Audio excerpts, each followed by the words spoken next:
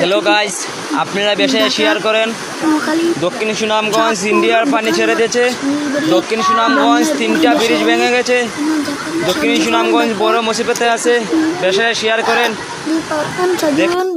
বাড়ির সামনে যাবার সাহায্য করেন তাড়াতাড়ি 1 2 3